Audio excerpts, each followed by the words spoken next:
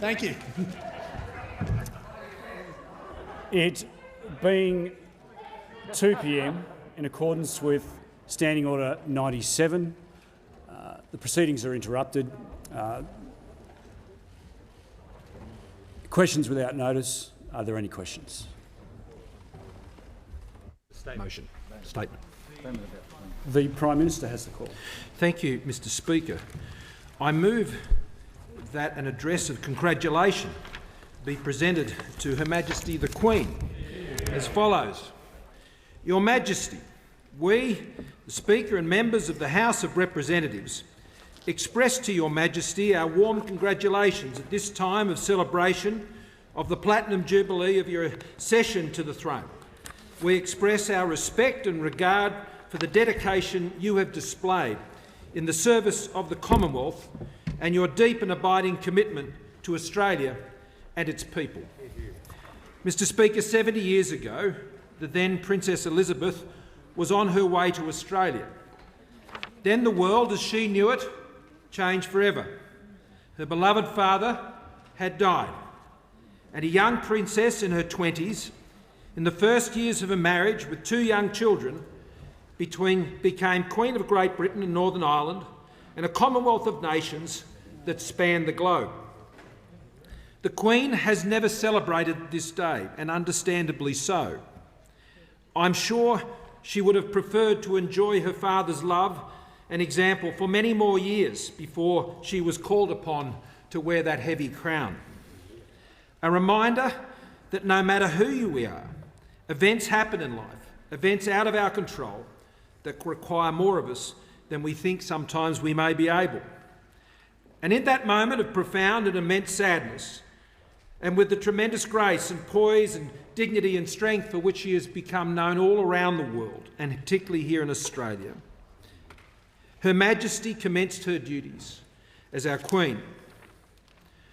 Her life is one of dedication, of duty and devotion, of service over self, of steadfast and unflinching adherence to the ideals and the responsibilities of constitutional monarchy.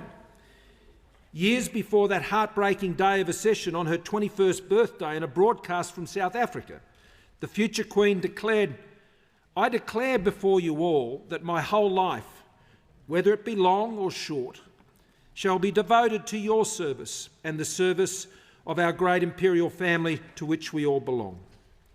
Looking across the vista of 3/4 of a century, we can say that Her Majesty has in every way been faithful to that vow. Throughout her reign, Her Majesty has been a steadfast and unifying presence in the life of our world and in the life of our nation as Queen of Australia. Even in our capital, we see her recurring presence. Here in Canberra, Her Majesty opened the High Court in 1980, the National Gallery in 1982, our Parliament House in 1988, and back in 1970 she opened the National Carillon, Aspen Island, where the Carillon stands and will be renamed in her honour in June. Her Majesty heads a Commonwealth of 54 nations, almost a third of the world's people, and is the sovereign in the United Kingdom, Australia and 13 other nations. 70 years marks a reign of 25,568 days as of last Sunday, and I hope we will see many thousands more. A remarkable achievement from a remarkable woman. Her Majesty has been the reigning sovereign for 15 Australian Prime Ministers, 16 Governors-General, 14 British Prime Ministers, around 170 Commonwealth Prime Ministers, and also 7 James Bonds, one of whom Her Majesty worked with very closely. If there is an indelible moment from the 2012 London Olympics, it was the cheeky, slightly irreverent and magnificent video of Her Majesty and James Craig playing James Bond. The story goes no one thought she would do it, and eventually a nervous courtier asked. I can only imagine having met Her Majesty. The Queen looked at the proposal and said she'd do it, but there was one condition. She wanted a speaking part. And with that, she took out the pen and wrote the words, "Good evening, Mr. Bond." In that we see something of her quiet assurance and her good humour. someone whose values are timeless and yet change with the times, a monarchy that has evolved from distance to involvement and from reserve to good humour. The Crown is above politics, and she has upheld that throughout her reign. A unifying force that highlights good causes and brings people together. And in the moments of trial and testing, times that she has known over her life, both personally and as monarch and sovereign, she speaks for us all and to us all. Grief is the price we pay for love, the Queen wrote to the New Yorkers after September 11. During our Black Summer fires, which I had the privilege to sit with her and discuss as she shared her reflections on them, she reflected on the character of Australians. She observed publicly the stoic and resilient nature of the Australian people will rise to the challenge, and we did as she always knew we would. And in the midst of the darkness of the early days of the pandemic, she pledged that, like at an earlier time, we will meet again, and surely we have. In past Jubilees, silver, gold, diamond, there has been unbridled joy, a celebration of a life of service, a reminder of the ties that bind, and an expression of affection for the history we share. There were flags, there's bunting, visits, gun salutes, stamps and coins, an excuse as good as any to celebrate. But this Jubilee is one that is more poignant. In the midst of these celebrations, we know that our Queen will stand alone, as she did during the service that farewelled her loved husband of some 73 years. And on that day, we all saw her. We truly saw her, stoic and strong, yet human and frail and vulnerable. Dignity in the midst of suffering, even if it is her own. In that moment, we realised that though we will will her on forever, we know that even monarchs face the frailties of body and the sunsets that beckon us all. But still at 95, Her Majesty continues to serve, and passionately so. So this Jubilee is one of gratitude, a pause to reflect on what a good life truly means, to ponder the place of non-partisan service and selflessness in a modern, robust democracy, and to reflect on the values that sustain us as a free people. Since the Queen's first visit to Australia in 1954, which was in its day a cultural phenomenon unlike any other in our history, the Queen has had a deep understanding and respect of Australia and Australians. It was best reflected in her action and words during and following the 1999 referendum on the Republic. As a constitutional monarch, she lived out her belief that monarchy must be above politics, and the Queen played no role in that campaign, pledging to respect and accept the result. And after that debate had passed, she said, "I shall continue to faithfully serve as Queen of Australia under the Constitution to the very best of my ability, as I have tried to do for these past 48 years. It is my duty to seek to remain true to the interests of Australia and all Australians as we enter into the 21st century," and so she has done. Over these past 70 years, the Queen has shared our Australian journey. As she once said, "Since I first stepped ashore here in Sydney in February 1954, I have felt part of this rugged, honest, creative land. I have shared in the joys and the sorrows, the challenges and the changes that have shaped this country's history." So, Your Majesty, on this Platinum Jubilee, a Jubilee unlike any other, we too remember the joys and the sorrows, the challenges and changes of which Her Majesty has been a part. We honour her service, we honour her duty and her devotion, and on behalf of all Australians, I offer our warmest congratulations to Her Majesty, the Queen, on her Platinum Jubilee. God save the Queen. The Leader of the Opposition.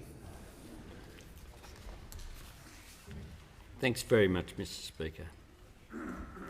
In her 7 remarkable decades on the throne, indeed through most of our lifetimes, Her Majesty, Queen Elizabeth II, has been a rare constant, an enduring, inspiring presence of calm, decency and strength. When Winston Churchill first encountered her as a 2-year-old at Balmoral, he reported his first impressions to his wife, Clementine. Quote, "She has an air of authority and reflectiveness astonishing in an infant. Clearly, Her Majesty started as she meant to continue. Churchill would eventually become the first of her long line of Prime Ministers in Britain, while Robert Menzies had the honour here. No Jubilee, no matter how happy, is without a tinge of sadness. This is her first without Prince Philip, half of a partnership so close that the tenderness could be glimpsed between the layers of formality and tradition. It is also a celebration of a reign that began with the premature death of her adored father, George VI. When he died, the young Princess Elizabeth was in Kenya and en route to Australia. The relatively carefree life she and Prince Philip had envisioned for themselves in those early years of marriage was over. Princess Elizabeth returned to England as Queen. The responsibilities of the throne on one shoulder, the sudden absence of her father on the other. Not for the last time did she have to find the strength amidst her grief to measure up to the expectations of a nation and the great weight of the institution into which she was born. Unlike her forebears, Princess Elizabeth did not choose a new name for herself as monarch. There was no question that she would retain the name she'd had all her life. Already she was giving a sign of the stability and continuity that she would provide, and indeed the continuity that women have provided. Over the past 184 years, the throne has been held by women for 133 of them.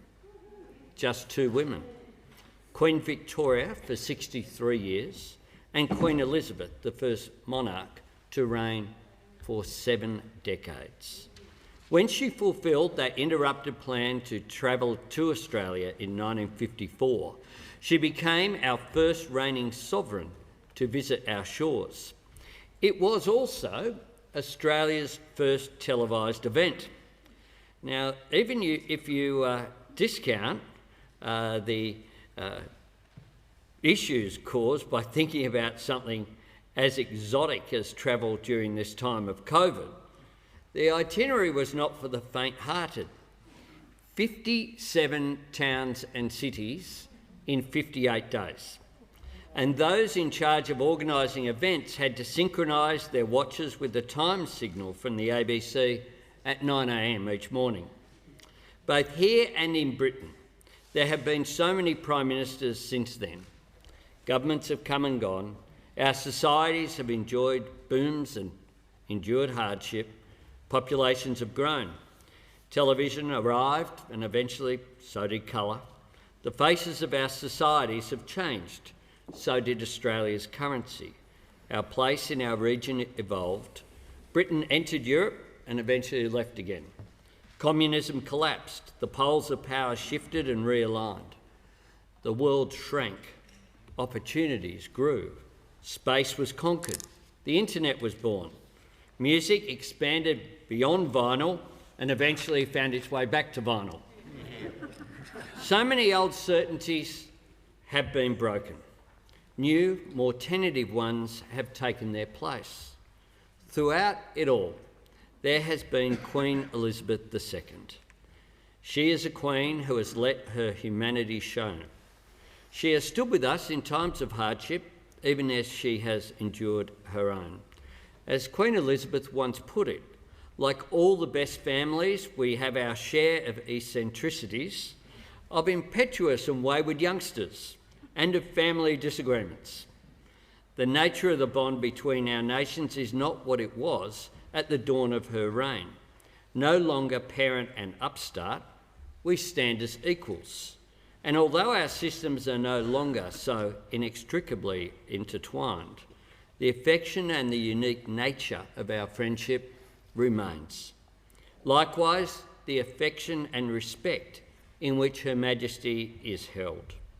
In so many ways, Queen Elizabeth transcends barriers. Even many Australians who do not hold with the principle of monarchy feel regard for her.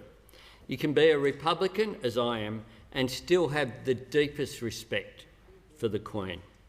She has done her duty with fidelity, integrity, humanity, and as she sometimes lets slip, with a sly sense of humour. On behalf of this side of the House, I offer my sincerest congratulations and best wishes to Her Majesty for this Platinum Jubilee this year. The Leader of the House. Thank you very much, Mr Speaker. I move that the debate be adjourned. The question is that the debate be adjourned. All those that opinion say aye. Aye. Contrary, no. I think the ayes have it. Thank you, Mr Speaker. I ask leave of the House to refer the matter to the Federation Chamber for further debate. Leave granted? Leave granted. Leave is granted.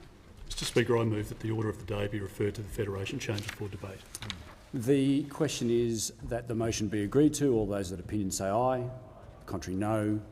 I think the ayes have it. Ministerial arrangements. The Prime Minister has the call. Just the Minister for Defence Industry we represented who's unavailable today because of the border arrangements in Western Australia, and she'll be represented by the Minister for Defence. I thank the Prime Minister. Questions without notice. The Leader of the Opposition. Thanks, Mr Speaker. My question is to the Prime Minister. Since the beginning of the year, at least 622 aged care residents have died of COVID, more than double the number of deaths in the whole of last year. It's only the 8th of February. Will the Prime Minister admit responsibility for this crisis? The Prime Minister. Thank you, Mr Speaker. The pandemic takes a heavy toll in this country, as it has, Mr Speaker, over the course of this pandemic. And, Mr Speaker, since the beginning of this year, it is true that in aged care facilities, 587 people, as at the 7th of February, had died with COVID. Mr Speaker, I note also that since the 1st of January of this year, up until the 28th of January, some 4,141 people who are in aged care have passed away. Since the onset of Omicron, some 682 people have died in aged care facilities, Mr Speaker, who have had Omicron, and some 9,141 people who have been residents in aged care have passed away. It has been an incredibly... Member for Hotham. It has been an incredibly tough time for those who have been working in those facilities, Mr Speaker, with the onset of Omicron, and it has been incredibly tough for those families who have had to say goodbye to loved ones over that period of time. And, Mr Speaker, at every occasion throughout the course of this pandemic, we have sought to provide every single support we possibly can to ensure that we can be assisting both the workforce and those who are engaged in providing that care to those in those facilities. And, Mr Speaker, while less than 10% of those who have passed away in residential aged care facilities may have died with COVID, Mr Speaker, the other issue that the government has been very focused on is not just those who have had COVID, Mr Speaker, but the quality of care that can be provided to people living in residential aged care facilities during this very challenging time. Member for Barton. Mr Speaker, some may wish to pretend that the pandemic and that COVID cannot have an impact to the most vulnerable in our communities. But, Mr Speaker, that would be naive and that would be misleading and that would be false. Mr Speaker, our government will continue to do everything we can to support those in residential aged care facilities and those working with them, as not only in Australia but around the world. We work to try and provide support to those who are most vulnerable. And, Mr Speaker, we would seek the support of all of those, whether in this chamber or elsewhere, in joining together to help provide that support and assurance to those who need our help and are getting their help, whether it's from the clinical support they're getting through the aged care facilities or indeed, most recently even now, members of our own Defence Forces who are going in to support that important work. Mr Speaker, we will continue to apply every effort, working with state and territory governments all around the country to provide every support we can through this pandemic, where Australia has one of the lowest fatality rates in the world. The Prime Minister's time has expired, and I give the call to the member for Robertson. Thank you, Mr Speaker, and my question is to the Prime Minister. In an uncertain global environment, it's crucial that decisions for our country's future are grounded in clear and consistent values and principles. Will the Prime Minister inform the House how the Morrison government's National Economic Plan is strengthening our economy for a stronger future? The Prime Minister, just before I call the Prime Minister, the interjections on my left are too high. The Prime Minister has the call. Thank you, Mr Speaker, and I thank the member for Robertson for her question, and I thank you, the member for Robertson, for your great work over the summer leading the inquiry into the social media bill, which is designed to stand up to trolls and big tech companies, Mr Speaker, and I thank you for the work you've been doing in listening, Mr Speaker, to the real and genuine concerns of Australians, Mr Speaker. I don't know why those opposites are interjecting on me commending a member who was doing that work, Mr Speaker. Those opposite can explain themselves at another time. The Prime Minister will resume his seat. Whoever made that unparliamentary comment, I didn't see who it was. I'd ask them to withdraw it.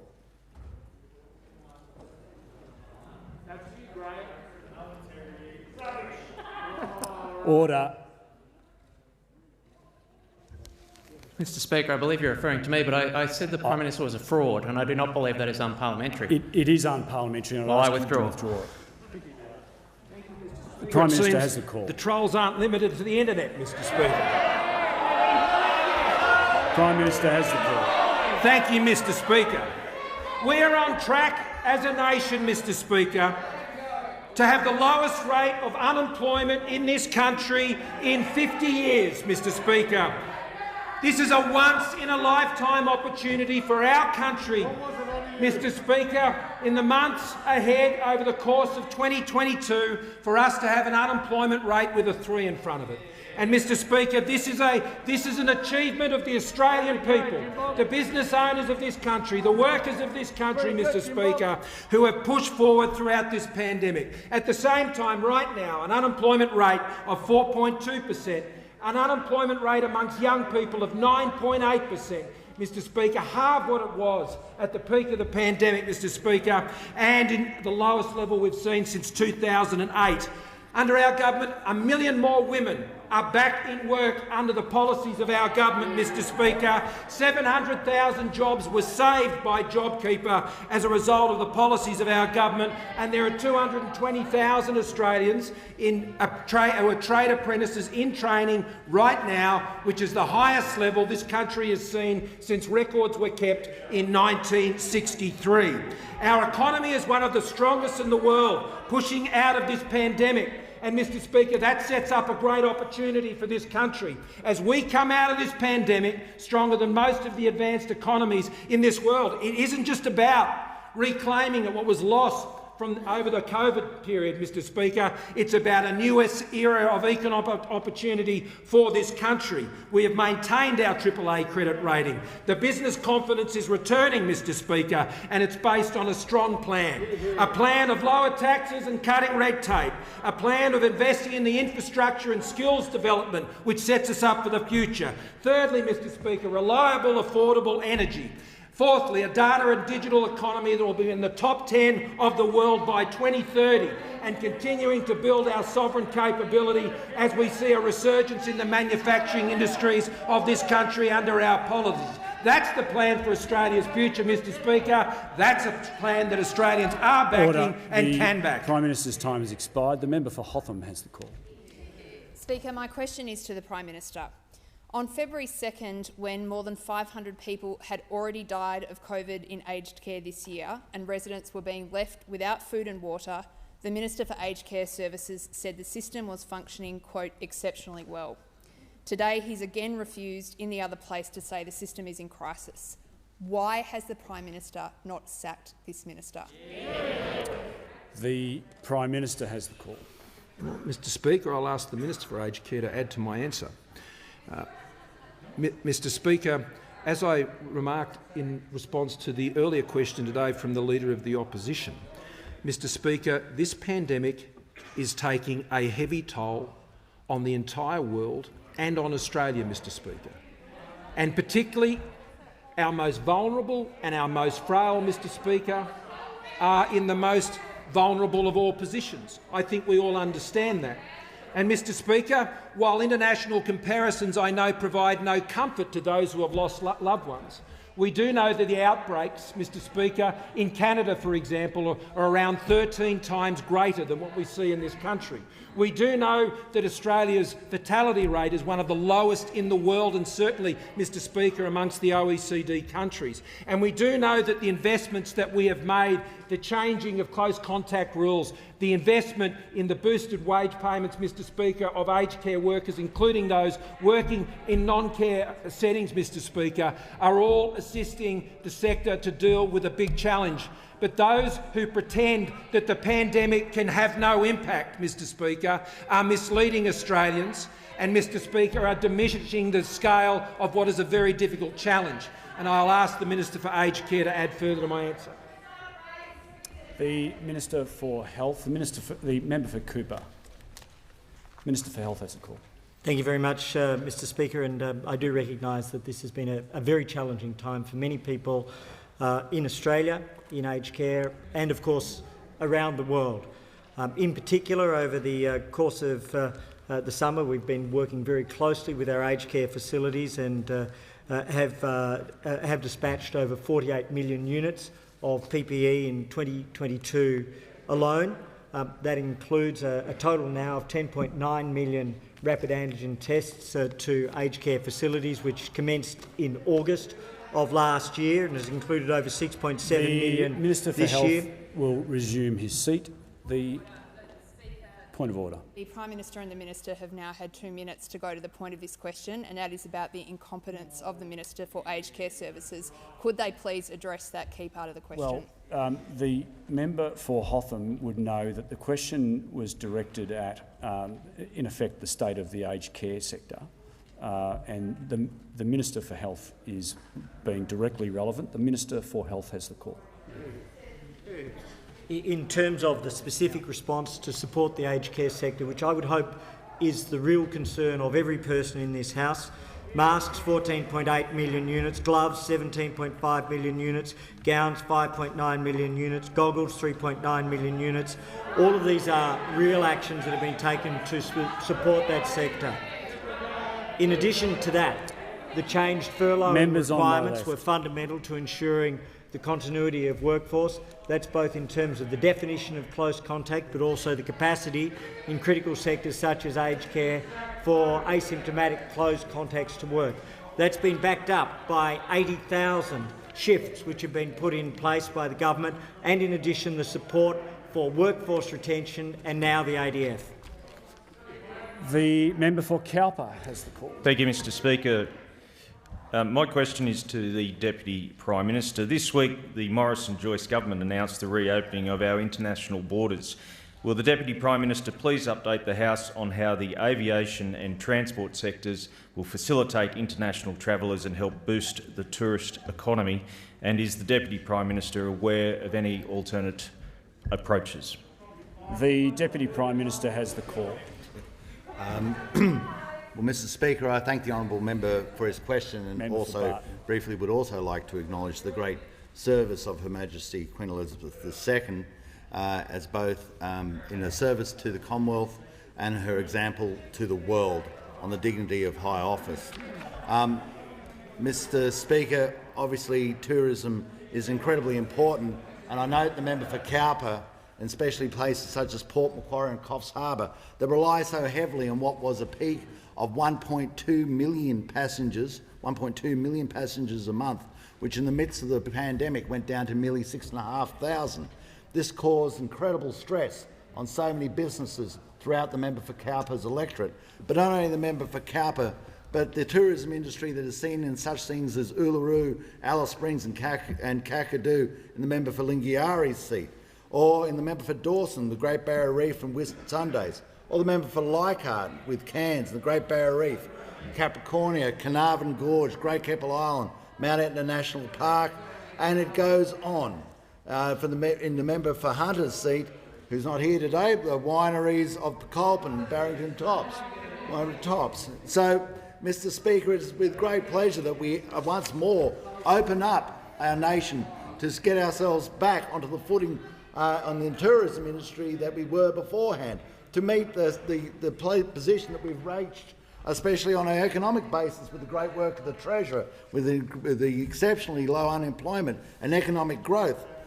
The CEO of Qantas last night contacted me directly, telling me that there was, and I quote, "great news about the international borders means Australia is truly open for business. Fantastic for the industry as a whole and for the regions that have been doing it tough without the flow of tourists and labour. Thanks for staying the course." And in noting staying the course, he of course notes the great support that was given by the Commonwealth Government to keep the airline industry in a position where they can be the greatest beneficiaries of now this new opening. This is going to be incredibly important that people such as Virgin Australia also get back in the air. And the CEO, Jane Herdlicker, said, "Today's announcement made by the Australian Government is an important step forward in reigniting the travel industry and opening Australia to the rest of the world at a critical time of recovery. This will also come as positive news for travellers looking to reconnect with loved ones in Australia and will be a huge boost for our tourism industry." Of course, it goes without saying, I go back to the member for Cowper and the immense work he has done for the travel agents. We will note that the travel agents also will be looking forward to the reopening of these borders and the reinvigoration of their income streams. The Leader of the Opposition. Thanks, Mr Speaker. My question is to the Prime Minister. Yesterday, the Prime Minister announced the Defence Forces would be operating in aged care after repeatedly ruling it out on the 13th of January, 19th of January, 4th of February and other times.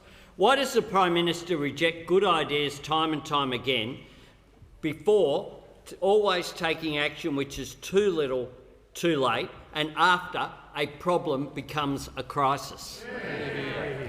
The Prime Minister has... Thank you, Mr Speaker. When will the Leader of the Opposition stop trying to politicise the pandemic, Mr Speaker? Because time and again, Mr Speaker, the Leader of the Labor Party continues to misrepresent the facts, Mr Speaker. I simply said in January, Mr Speaker, that... The Prime Minister will resume his seat for one moment. I'm trying to listen to the answer. I can't hear the answer when there's such noise on my left. The Prime Minister has the call. Thank you, Mr Speaker. I made the point quite openly and honestly that the suggestion that the Defence Forces could be a replacement workforce for the aged care sector, Mr Speaker, was not a realistic option. That's all I've said, Mr Speaker. And that is not, Mr Speaker, what the government has now done. And I was very clear, Mr Speaker, yesterday about what the targeted involvement would be of the Defence Forces, as I asked them, Mr Speaker, on the very day the Leader of the Labor Party accuses me, Mr Speaker, of saying they have no role. On the very day, Mr Speaker, or thereabouts, I spoke to the Vice Chief of the Defence Force and asked him to work, Mr Speaker. The Leader of the Opposition, on a point of order. Yes, Mr Speaker. It goes to relevance. The Prime Minister said, "I've seen the suggestion that Defence Forces can go in and operate in aged care." No, that's not the case. The Leader of the Opposition that's not will the resume case. his That's seat. what you... The Leader of the Opposition will resume his seat. There's no valid point of order. The Prime Minister has the call. Mr Speaker, the Leader of the Labor Party can snarl and growl all he likes, Mr Speaker, as he has done over the course of this pandemic, Mr Speaker, as he has constantly been negative when it comes to the serious challenges that our country has faced. And he can seek to downplay, Mr Speaker, Australians' efforts in how we've come through this pandemic with his constant negativity, snarling and growling, Mr Speaker. But the facts are these.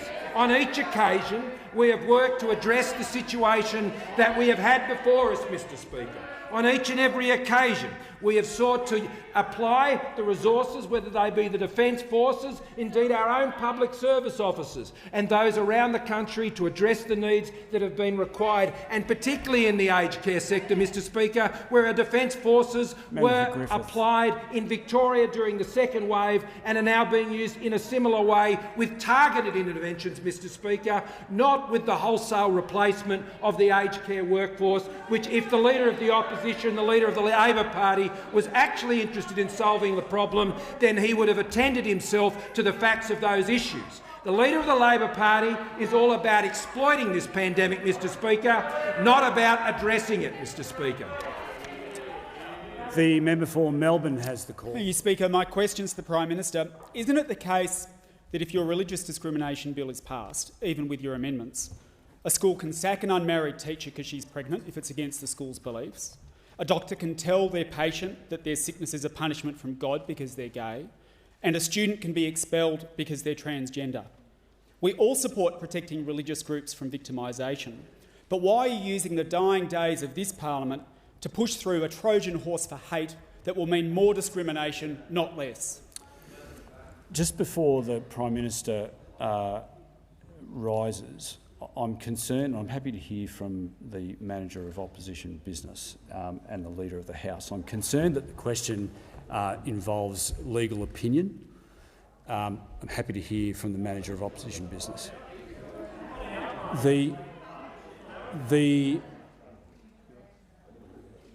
Does the member for Melbourne wish to rephrase the question? I wish to address that point, your point of order. The member for Melbourne has the call. Speaker, that goes to questions about things that the Prime Minister has said previously about what is in this bill and what is not in this bill and the effect of this bill. So it is asking about things that the Prime Minister has already said. It is about what the effect of legislation will be, not giving about legal advice about an existing situation, but what will be the case if legislation is passed.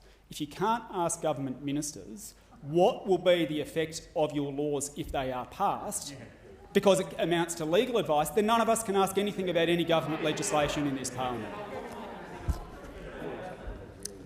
The Prime Minister, I accept the explanation of the member for Melbourne. The Prime Minister has... Thank you, Mr Speaker. I'm very happy to answer the member's question. If he is seeking a legal opinion on the matters that he's raised about what the impacts are as he's outlined them, then he should check with the member for Isaacs, Mr Speaker, because the very issues that the member raises are a result, Mr Speaker, of the laws introduced by the Labor Party in relation to transgender children, children of different sexual orientation. Those laws, Mr Speaker, prevent the expulsion of those students, Mr Speaker, or allow the expulsion of those students, were introduced by the Labor Party when they were last in government, Mr Member for Goldstein. Member for Goldstein.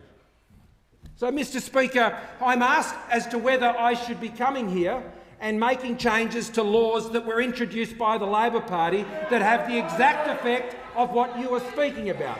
What I am introducing, Mr Speaker, and what I introduced at this dispatch box was a set of positive laws which weren't about the Sexual Discrimination Act, Mr Speaker, about positive laws that prevent discrimination against people of religious faith or who have no religious faith. And the issues that are contained in that bill do not provide the powers to do the things that you talk about. Those powers exist in the law as it stands today, as was introduced by the Labor Party, Mr Speaker, when they were last in government. So our laws, Mr Speaker, are about saying to all of those Australians that have come from places far and wide around the globe, and we're in an Orthodox, Greek Orthodox church today, but we could have easily been at a Maronite church. We could have easily been at a Coptic Orthodox church, Mr Speaker, and we could have been at those churches, and I can tell you their parishioners would say this to you, as Bishop Tarabay has said to me, a good friend of many in this chamber. They came here to flee religious persecution and discrimination, and they came to this country believing this was a country where those things would be protected, and they are finding that not to be their experience. So I'm prepared to legislate on behalf of our government how I took this to the Australian people, and they supported us. And they supported us, Mr Speaker, and they supported at the ballot box those protections being provided to people of religious faith. Now, if those in this chamber want to speak about multiculturalism and how great a multicultural society it is, then they must acknowledge the role of faith and culture in this country. And if they want to support multiculturalism in this chamber, then I urge them to support the bill, Mr Speaker, because I know the faith communities of suburban Melbourne, whether they be, Mr Speaker, the Sikhs or the Hindus or the Muslims of Sydney and Melbourne or the Christians of northwestern Sydney or Queensland or southern Tasmania or northern Tasmania Tasmania, wherever you happen to be. If you support religious freedom and opposing religious discrimination, support the bill. The Prime Minister's time has expired. I give the call to the member for Lindsay. Thank you, Mr Speaker. My question is to the Treasurer. Will the Treasurer remind the House how the Morrison government's strong and principled economic management is driving unemployment to its lowest level in 13 years, and how we plan to generate even more jobs for Australian families and businesses into the future? Is the Treasurer aware of any alternative policies? The Treasurer has the call. Well, thank you very much, Mr Speaker, and I thank the member for Lindsay for her question. I had the opportunity to join her recently in her electorate and visit an earth-moving business that was investing in new equipment, Mr Speaker, using our immediate expensing provisions. Now, Mr Speaker, when the Coalition came to government, the unemployment rate was 5.7% and rising. When the Coalition came to government, there were 1 million fewer women in work, Mr Speaker. And when the Coalition came to government, under Labor, 1 in 8 manufacturing jobs were lost. Now, after the biggest economic shock since the Great Depression, the picture is very different. The unemployment rate at 4.2% is at a 13-year low and on track to a 50-year low, Mr Speaker.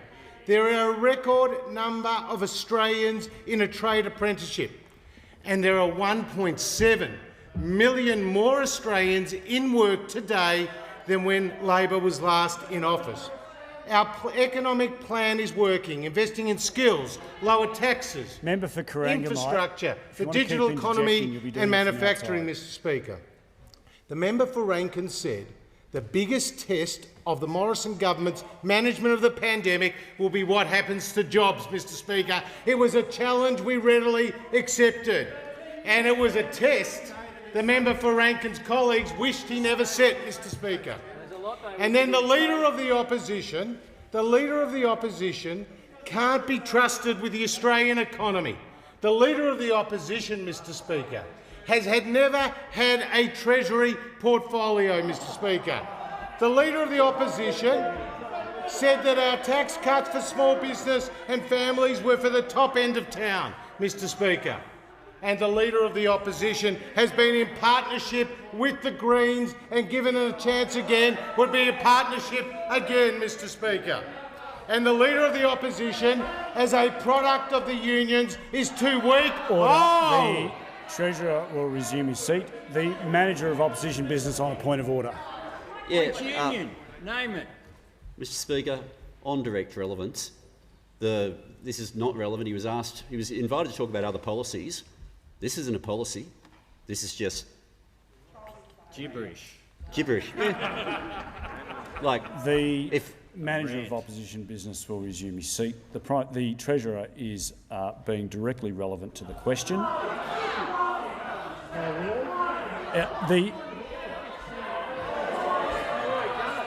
The Manager of Opposition Business. Point of order. So that we understand your ruling, Mr Speaker, does this mean that if a question asks for alternative policies, any character assessment can be given, any political rant can be given, anything at all can now be said? Is that the new standard for this chamber? Because it's not a policy approach. The Manager of Opposition Business will resume his seat. The member for Shortland will leave under 94A.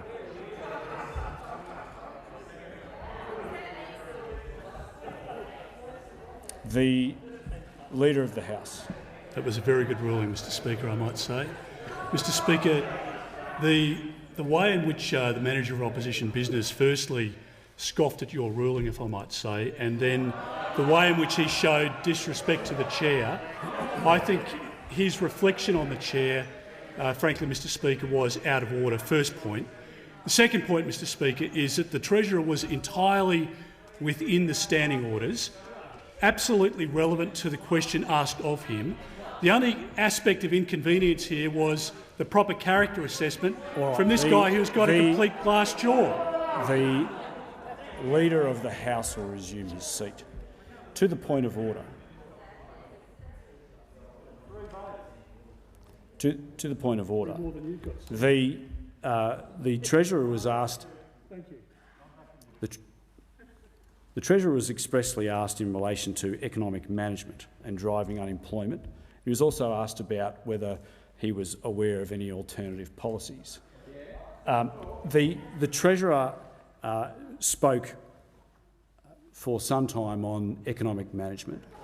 He was not, in my view, attacking the Leader of the Opposition personally. The Treasurer is being directly relevant, and I give the Treasurer the call.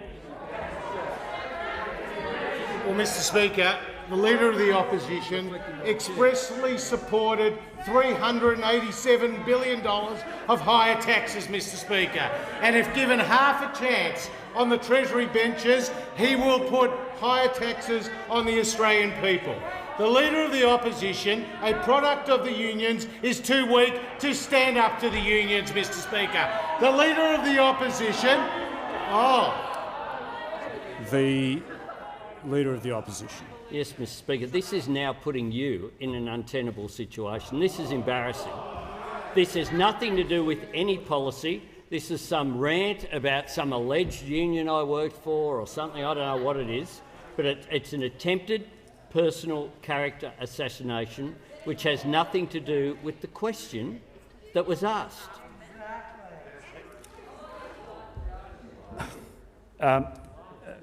The Treasurer will return to the substance of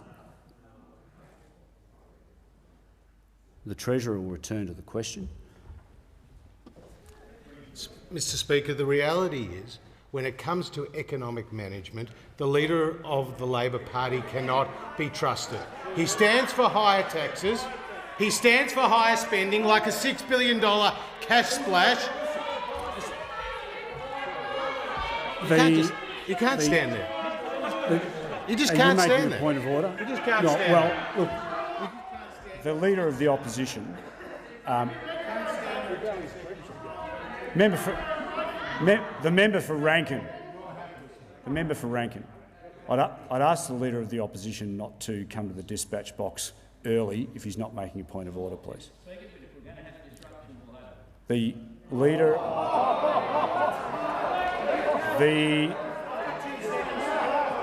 The Leader of the Opposition has the call. Thanks, Mr Speaker.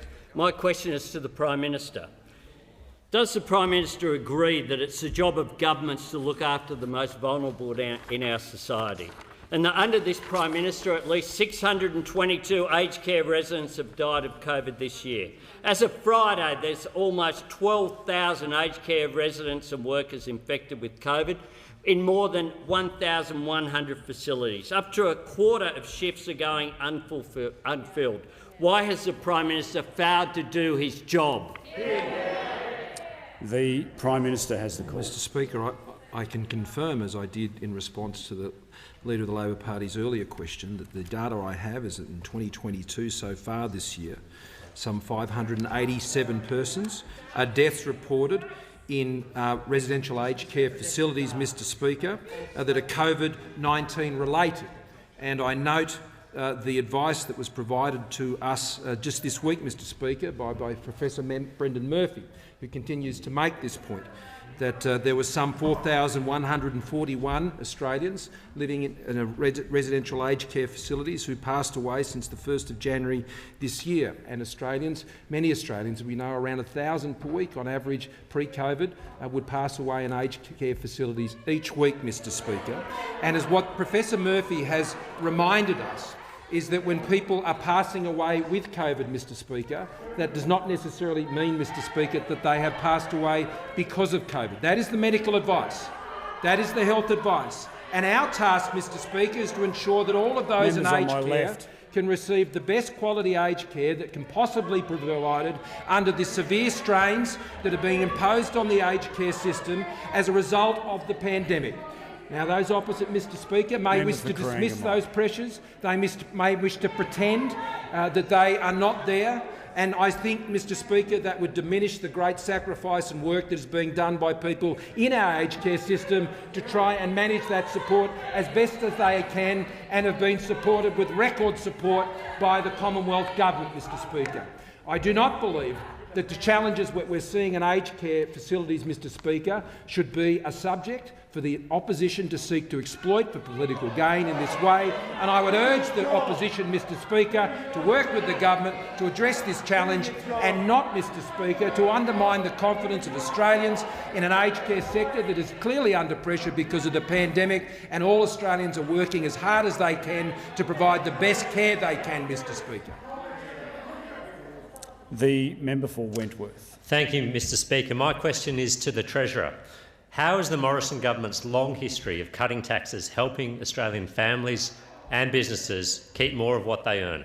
How are our values of keeping taxes low securing our economic recovery? And is the Treasurer aware of any alternative approaches? The Treasurer, the Manager of Opposition Business, on a point of order in relation to the question. You've previously made a ruling about alternative policies being allowed to be asked about, but it hasn't been raised at the end of a question before as to what your ruling is on alternative approaches where it doesn't go to policies. This question, if I may put it, standing orders are quite clear that ministers can be asked about their area of responsibility. You have allowed that to be extended to policies that are not within their responsibility. To allow that tag and for it to go to approaches beyond policy takes it completely beyond the responsibility of the minister, outside practice and outside standing orders. I thank the Manager of Opposition Business for the point of order. I'm happy to stand corrected on this, but from memory, you raised that on day one in relation to policies and approaches. I'm happy to have that debate with you on another day, but that's my recollection that you raised both those issues on day one of me taking the chair. In my view, the question remains within the standing orders, and I'm happy to, I'll rule that the question is valid and the Treasurer has the call. Very much, Mr Speaker, and I thank the member for Wentworth for his question. I think opportunity to join him recently in his electorate to visit a small business to see how they had benefited from JobKeeper, and now their doors are open and they're continuing to employ a significant number of staff. Now, Mr Speaker, when the Coalition came to government, we took over from a Labor Party that had put in place more than $90 billion in higher taxes. And we remember them: the carbon tax, the mining tax, higher taxes on superannuation, higher taxes on income earners. And since we've come to government, we've been cutting taxes for families, Mr Speaker, cutting taxes for small businesses to their lowest level in 50 years, putting in place the largest investment incentives using the tax system in Australia's history. The net result of our initiatives have helped drive the unemployment rate to 4.2%, the lowest in more than 13 years, and now on a track to the lowest in some 50 years, Mr Speaker. That is our economic record: cutting taxes and creating more jobs. But we can't put our economic recovery at risk with a Leader of the Opposition, a Leader of the Labor Party, who believes in higher taxes, Mr Speaker. You see, Labor has opposed our tax cuts every step of the way. You know, the Leader of the Opposition said about our tax cuts for families, Mr Speaker, that they were the top end of town. He described families and small businesses as the top end of town. Mr Speaker, the Leader of the Opposition went to the last election supporting a retirees tax, a housing tax, more taxes on superannuation, more taxes on income earners, and a tax on family business. And you know what the Leader of the Opposition said about those taxes? That Labor had a, quote, strong mandate for them, Mr Speaker, a strong mandate.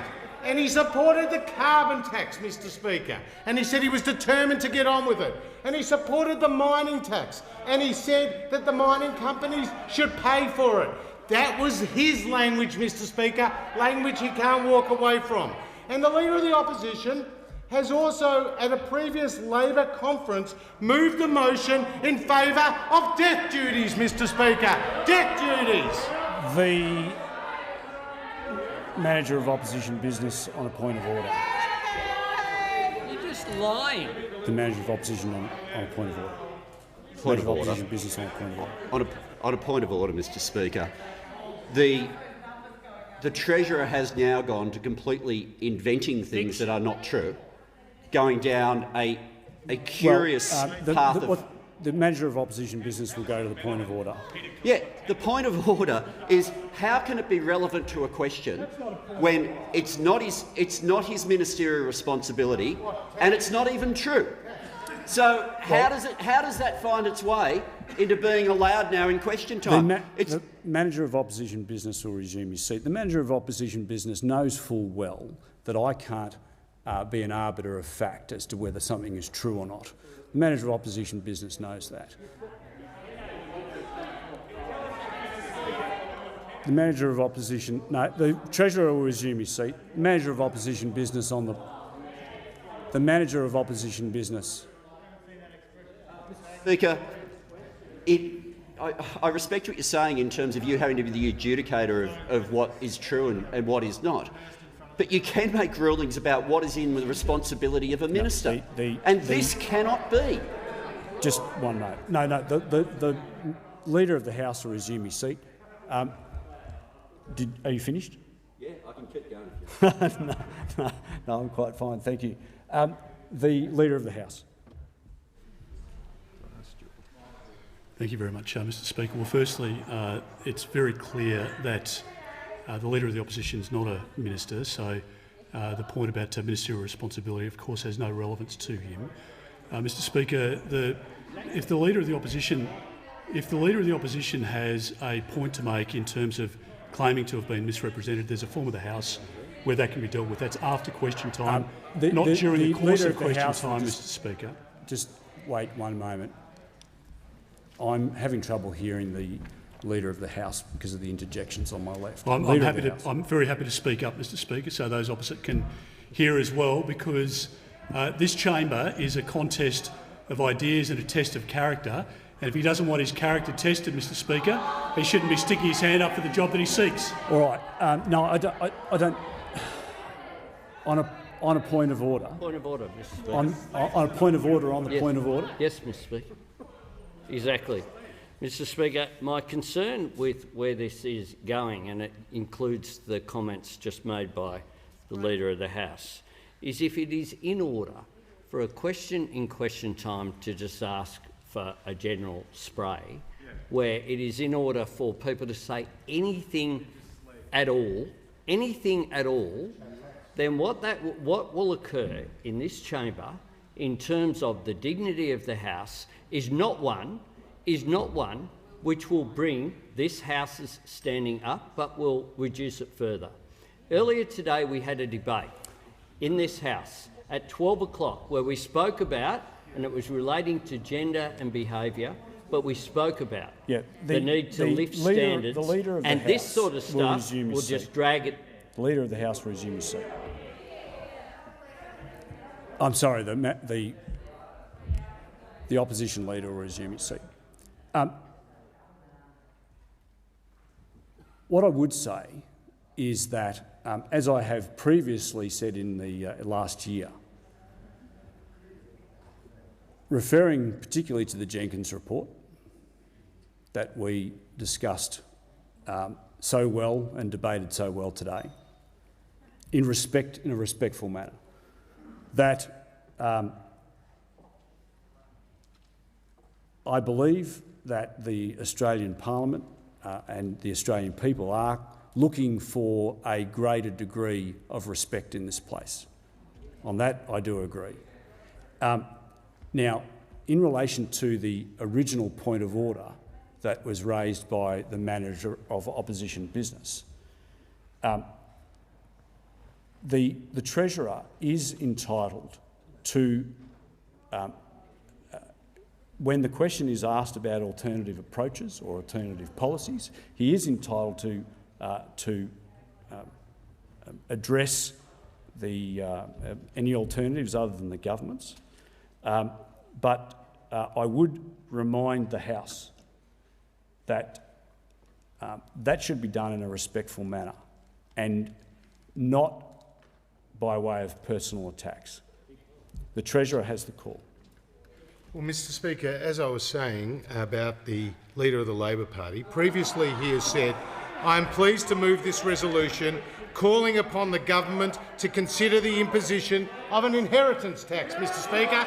Now, that is what the Leader of the Opposition has previously said to a Labor Party conference. No wonder the member for Fenner has said the Albanese supporters were known as the Bolsheviks, Mr Speaker. The Albanese supporters were known as the Bolsheviks. Time has expired. The Treasurer's time has expired. The Leader of the Opposition has the call. Thanks, Mr Speaker. I move that so much as standing orders be suspended as would prevent the Leader of the Opposition from moving the following motion immediately. That the House 1 notes A. In the third year of the pandemic, aged care remains in crisis, with almost 12,000 aged care residents and workers infected with COVID in more than 1,100 facilities as of Friday, and over 600 deaths among aged care residents this year. B. Tens of thousands of aged care residents are still waiting for a booster dose. C. Aged care facilities have been left without rapid antigen tests and PPE.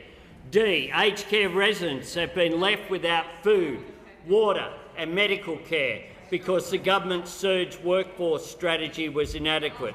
And E. Despite aged care being in crisis, the Minister for Aged Care Services has declared the sector is performing exceptionally well.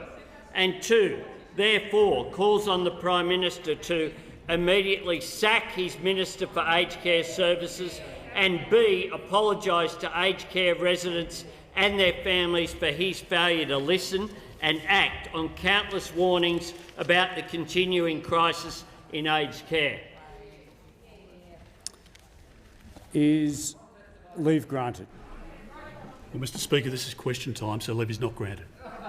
Leave is not granted. Leave is not granted. Standing orders be suspended, as would prevent the Leader of the Opposition from moving the following motion immediately.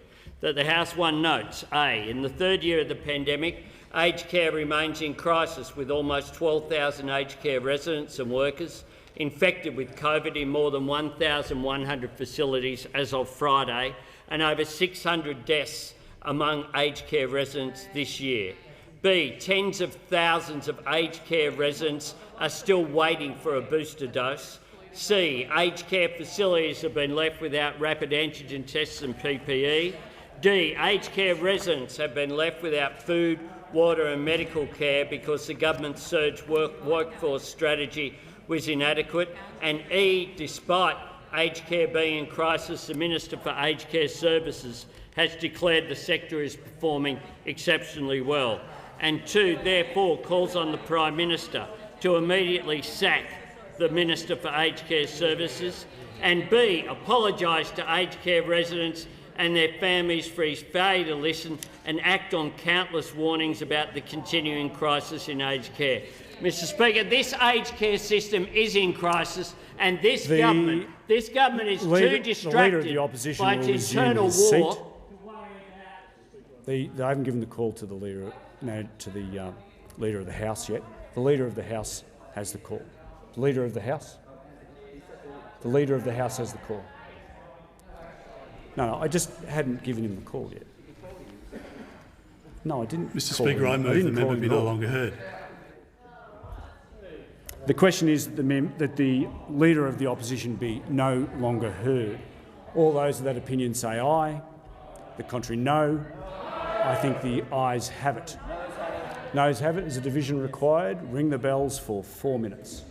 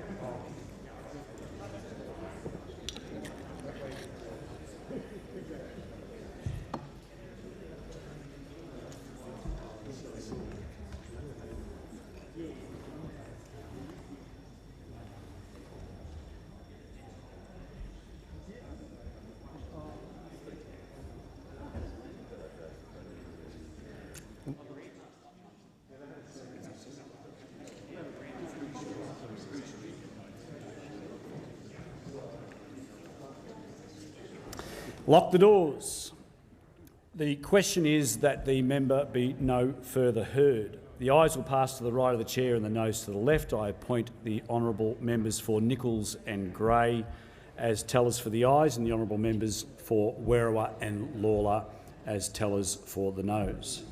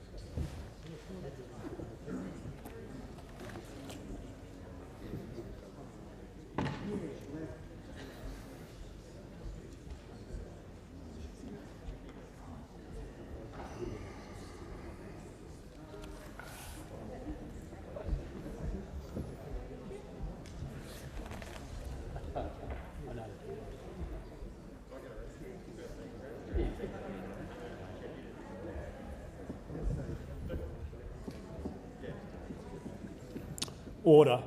The result of the division is ayes 63, noes 59. Therefore, the question is resolved in the affirmative. Is the motion seconded?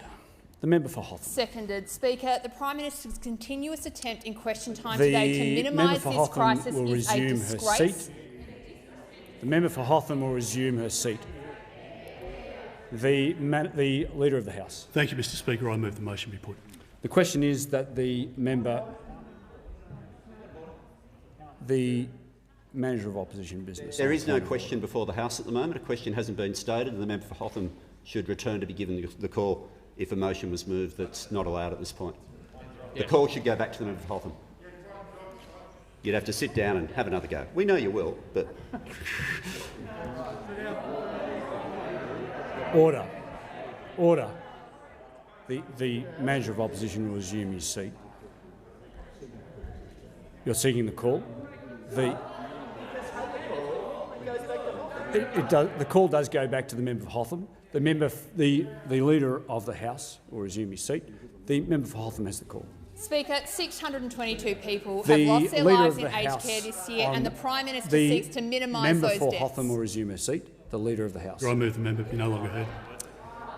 The question is that the member be no further heard. All those that opinion say aye. The contrary, no. I think the ayes have it. Is a division required? Ring the bells for 1 minute.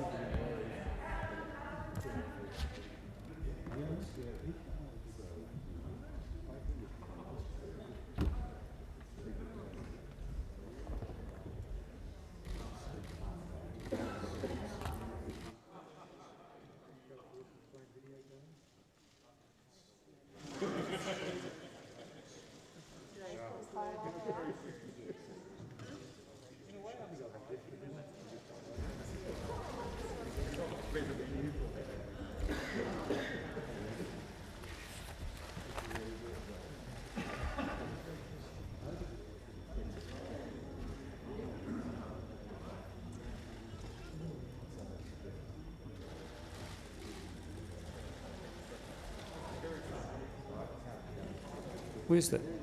Where's that?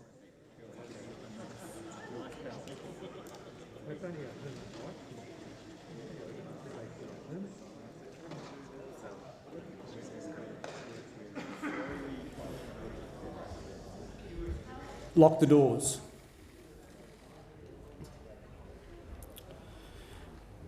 The question is that the member be no further heard. The ayes will pass to the right of the chair and those to the left. I appoint the honourable members for Nichols and Gray as tellers for the ayes, and the honourable members for Werriwa and Lawler as tellers for the noes.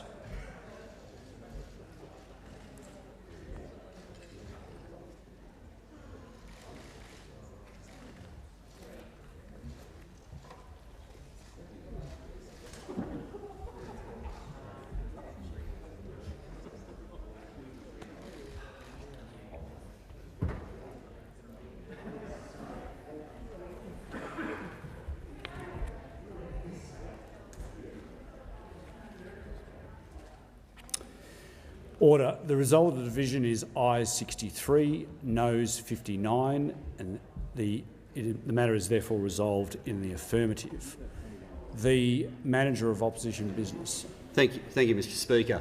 The government is in chaos. Aged care is in chaos because the people opposite are not doing their job. You need to state the question as soon as you get He doesn't know how to do his job, the one opposite. The Prime Minister goes missing every time there's a crisis. The Manager of Opposition Business will withdraw that comment.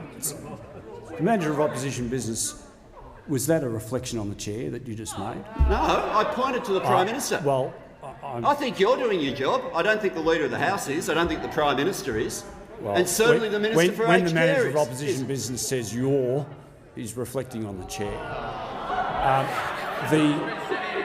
Well, I can assure you, Mr Speaker, and if you go back check the video, I was pointing squarely to the person who got the last procedure wrong. All right. The Manager of Opposition Business will resume his seat. The Leader of the House. Thank you very much, Mr Speaker. I move that the member be no longer heard. The question is that the member be no further heard. All those that opinion say aye. The contrary, no. I think the ayes have it. Division required. Ring the bells for 1 minute.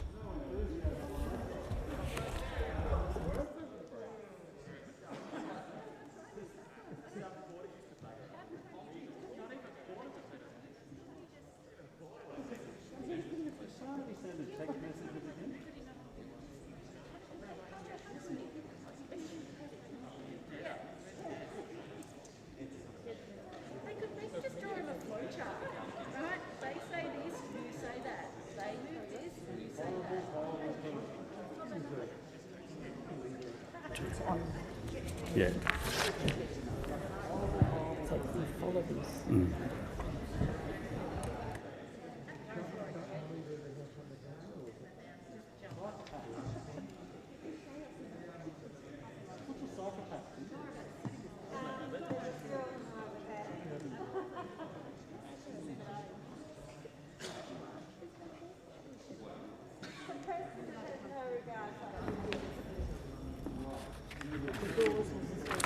Lock the doors.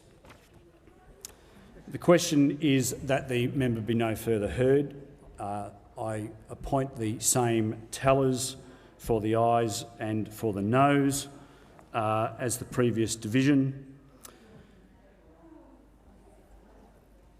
Members, if they wish to change their votes, should direct their attention to the tellers. Otherwise, they should remain in their seats.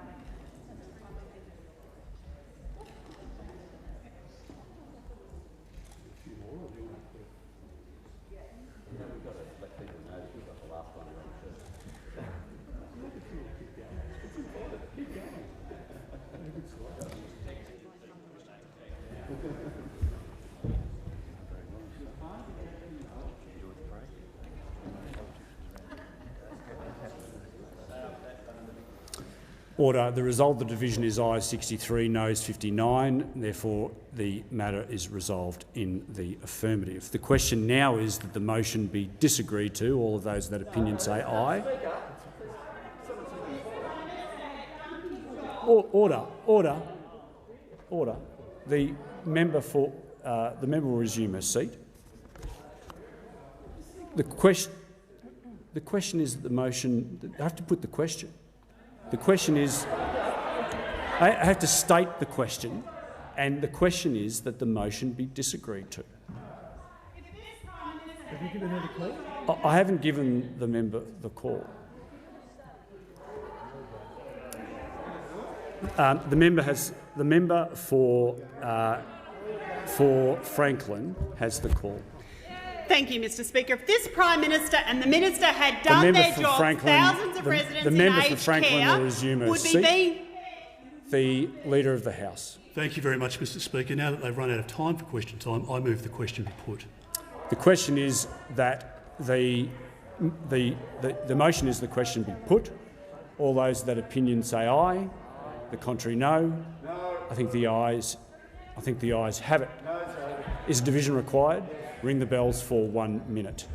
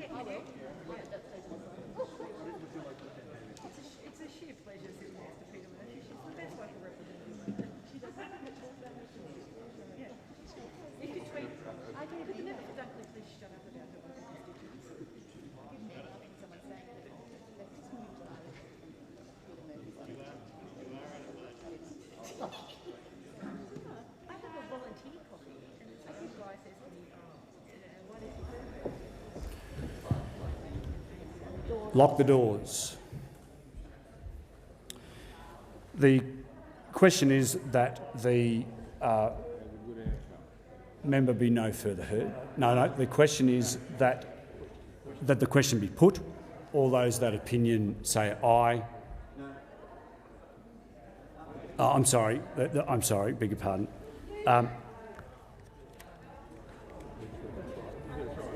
The question is that the question be put.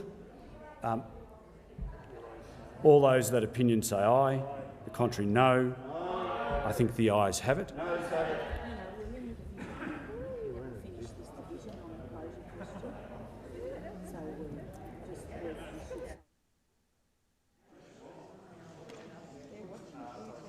The ayes will pass to the right of the chair and the noes to the left. I appoint the honourable members for Nichols and Gray as tellers for the ayes, and the honourable members for Werriwa and Lawler as tellers for the noes.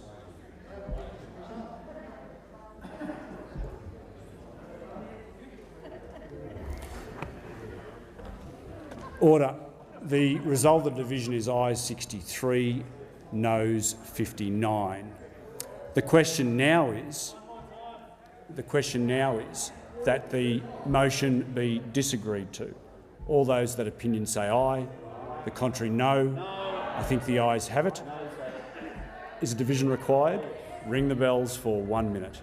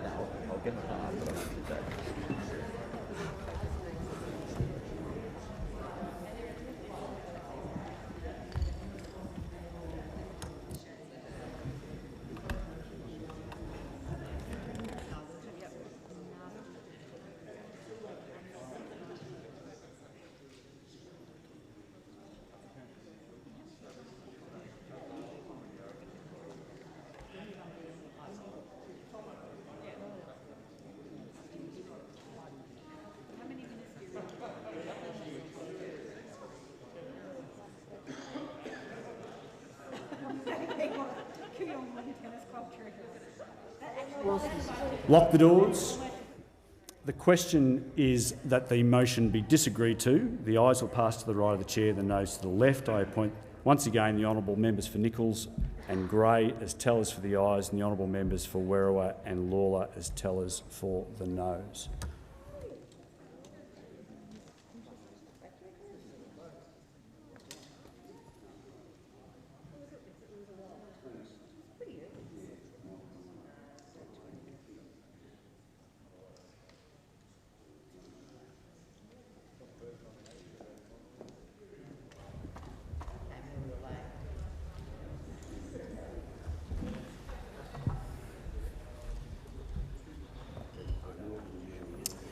Order. The result of the division is ayes 63, noes 59. Therefore, the matter is resolved in the affirmative. The Prime Minister. Thank you, Mr. Speaker. I ask that further questions be placed on the notice paper. The Leader of the House with papers. No. Mr. Speaker, earlier in question time, just before this debate, there was an unparliamentary remark made by the member for McMahon. I'd ask you to ask him to withdraw it. Did the order? There's a pretty boy. There's a pretty boy. No, I haven't given you the call yet. I can't. I wouldn't be able to hear you even if I did.